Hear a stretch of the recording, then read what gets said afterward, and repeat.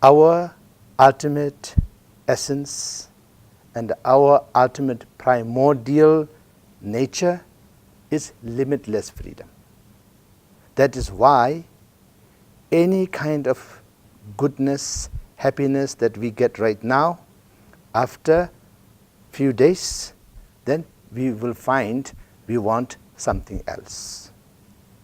So therefore, it proves to us in a negative way that even in a negative way, we are limitless.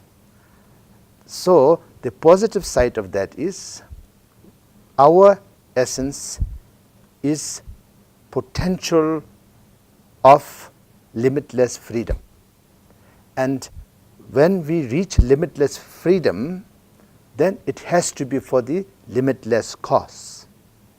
You can't be absolutely free with no limitation for yourself.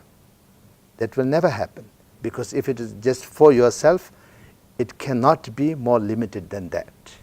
It has to be for limitless cause.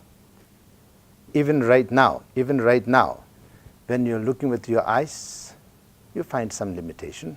But as soon as you close your eye, you're limitless.